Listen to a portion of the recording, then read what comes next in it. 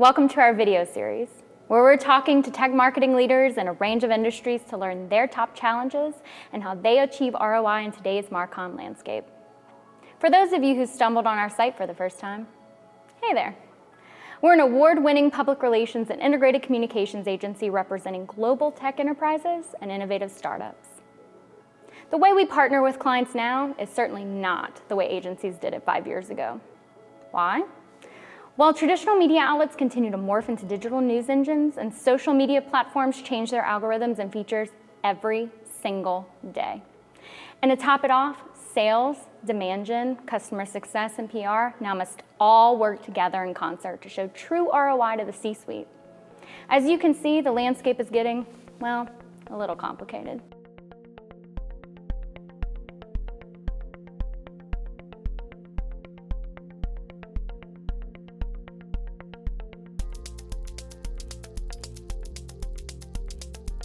Hey there, I'm here with Pawan, who's with us from Charlotte, North Carolina. He works at our client Prevedere, who's been a client of ours since their Series A in 2015. And since then, you've gained a lot of new enterprise clients, a lot of brand awareness, and some great recognition from industry leaders. It's been a fast-paced ride. Yeah, it's been quite a ride, and thanks for having me.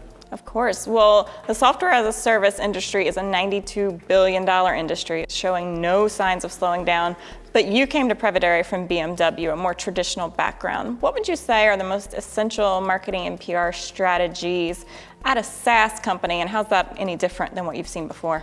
Well, just like in a B2C environment, like we did at BMW, every client that makes a large decision needs to have the ability to learn about the product. They also want some time to explore how that product fits into their workflow and their lives. And most importantly, they want to understand that the vendor who's providing this product, they can trust in them, what they're doing with it. So that, I think, speaks both in what I did at BMW and what we're doing here at Prevedere. The major difference really is the fact that in a B2B role environment, there are multiple decision makers, and usually the decision process has to go through multiple steps, and it can be longer. So you may have convinced one person, but you have to make sure that that person convinces the other person and the other person, et cetera, until you finally get a full yes and a consensus. But trust and credibility are still absolutely critical. Especially in what we're doing. We're really changing the way companies look at their business through time, especially from a future standpoint.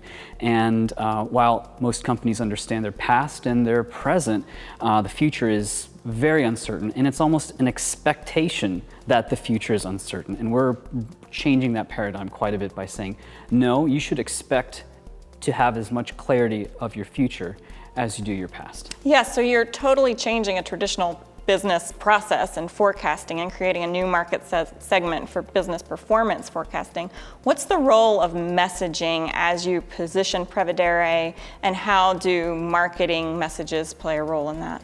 Well, one of our major focus areas is understanding the customer and what their mentality is at that moment. So understanding various personae within the layers of the organization, where the decision maker is, and so providing that individual with as much content and resources as possible. I say this, and this is commonly said throughout, you have to influence the influencers in some way. So you have to make a compelling enough story to that one or two individuals that are the champion for this new product or service, and they have to be able to articulate the value proposition, and they have to see themselves in the product as well, and the outcome of implementing this kind of solution into their business. So content, making sure that there's, from a thought leader perspective, that not only are we saying as the vendor this information, but it's also out in multiple media outlets, and we're influencing other people that the executives or decision makers in this company look to for advice. And said in a variety of ways that speak to each of those personas. I know that's what we've worked on a lot this year, is building out that library. And that's changed over time too. You know, initially we were focusing on one particular department or a region, but we found a lot of traction in another department, and we weren't expecting that. So our ability to pivot both internally, but then also with our message is very important as well. So SaaS, super high growth. There's a lot of companies clamoring for a piece of that pie. What challenges have you guys faced in such a cluttered market, and how has having a PR partner that understands those challenges helped you stand out? Well, again, it goes back to this, one of the major challenges we have is that we're in the predictive analytics, big data. There's a lot of buzzwords, and it's a very nebulous definition of what those are. And so understanding what the customer's perception of that, and not challenging it as much, but using that as a launching point to either pivot them into the, well, this is how it affects your business. This is our definition of what we do, and try to wade out a lot of the buzzwords and just go down right to the customer value. At the end of the day, if there's a software or a tool or a service that adds value to the company, the buzzwords don't matter. So cutting through all that, making sure that that value for the client is there, and it's very clear. Also, while many companies are facing the same challenges, they also have a lot at stake. So trying something new could go very disastrously for a large company. So they're naturally and rightfully so very hesitant to change something drastically or adopt a new technology when that could potentially be unproven. So to influence as many industry vertical media outlets, influential journalists or reporters, even social media, and making sure that they have enough content to say, you know what, this is not a flash in the pan type of thing. This is the evolution of, in our perspective, data and how you manage business. And that's very, very important for us. It's a fine line in all of those channels between using those buzzwords, but really kind of explaining why it's more than that, why it's different than that. So relating to them on what they already understand, but taking it to the next level and how it can really provide value. That's right. Talk to me a little bit about measurement and metrics. What are your key marketing KPIs with such an involved board? You're an early stage SaaS company, obviously looking to raise your valuation. What are you measuring, and how is an integrated approach helping you reach those goals? Well, with any startup or a software company, increasing that pipeline, growing sales, growing customers, that's always a major issue for any company, and it's very much for us as well. And we've been very fortunate to have such a large list of really amazing customers right off the bat. Our major focus really is shortening that sales cycle, and I think giving customers the ability to explore, as I said earlier, like just giving the customers ability to explore the product, to learn and be educated about the product. That's we hope will start shrinking that sales cycle. We're also seeing that B2B software decisions are happening more and more online.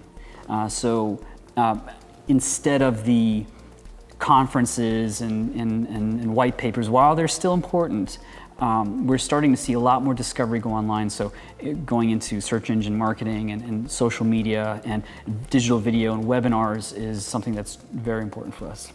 And now with more marketing strategies, analyst relations, social media, and media relations, we're touching them in more places, more frequently, with more defined messaging to those personas that hopefully should help shorten the sales cycle. Absolutely. So we've talked about your goals in terms of creating a new market for business performance forecasting. What's on the horizon for Prevedere, and how's marketing going to help get you there? Well, we want to continue to do what we're doing, educate, create as much content out there.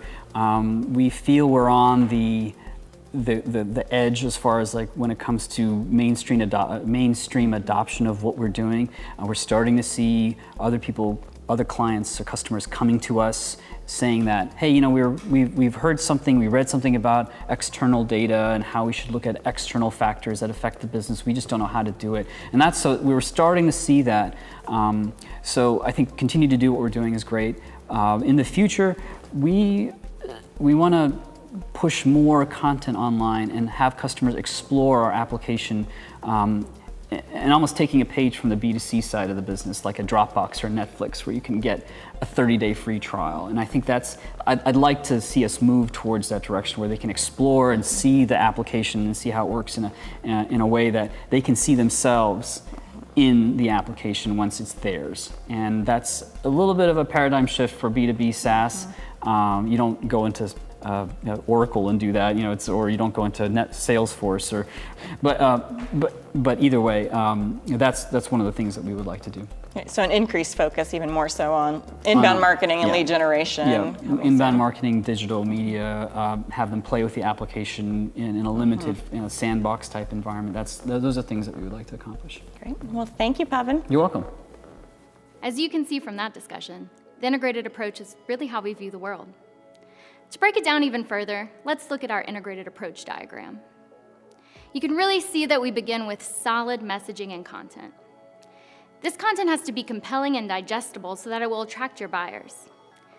This is really important because it takes 7 to 13 touch points to convert a B2B buyer into a qualified sales lead. So the narrative you create through social media content, case studies, and white papers will help you push your leads through the buyer's journey. Now, how do we distribute all this content? Well, it's through digital channels. And since 75% of journalists say that they can't do their job without Twitter, this content is not just reaching your potential buyers, but journalists too. And that's a win-win. Once we distribute this content, we're able to leverage it for thought leadership campaigns, which helps us land speaking engagements and awards for your brand. And to put a bow on it all, with our lead generation and marketing automation capabilities, we have the ability to optimize this compelling content. We ensure we're capturing important prospect information like email addresses. Not to mention, through marketing automation software, we're able to follow a prospect through his or her buyer's journey. From the first time they find your website until it's time to close the sale, and even beyond, we continue to nurture that relationship. Not every client contracts us to execute our entire 360 approach for them. But what's really important to take away is that this is how we see the world. We bring this perspective to every tweet, blog, email, or pitch we write. We truly understand the exact Marcom formula it takes to help you make news and drive leads.